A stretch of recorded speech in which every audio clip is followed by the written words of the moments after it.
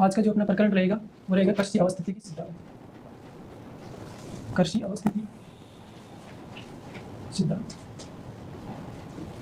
कृषि अवस्थितिकी सिद्धांत। कृषि अवस्थितिकी सिद्धांत जो कृषि के अंतर्गत वोन थुनियन मॉडल बताया कि किस प्रकार से 6 बलों के अंतर्गत बाजार से हम दूरी बढ़ती जाएगी, वैसे वैसे कृषि की भूमि का उपयोग किस प्रकार से होगा, इसके बारे में बताया। इसका प्रतिपादक वोन थुनियन थे।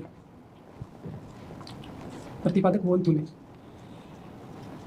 वोन थुनियन ने अपना ये विचार सिद्धांत 1826 में था, 19वीं शताब्दी के प्रारंभ में दिया था। इनकी एक बुक है एकाकी राज्य। एकाकी राज्य में इन्होंने कृषि अवस्थिति के सिद्धांत में जो 6 वैल्यू का जो विचार दिया था, उसकी एकाकी राज्य पुस्तक के अंदर अपने विचार रखे थे। एकाकी राज्य जो इनका जो आधारित था, किस पे आधारित है सिद्धांत?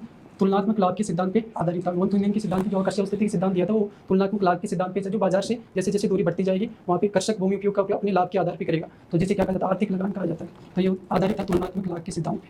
ठीक है, इसकी आलोचना किस आधार पर की जाती है? सर क्या क्या कमी है इसकी में? सर मुख्य आलोचना इसकी मान्यता है।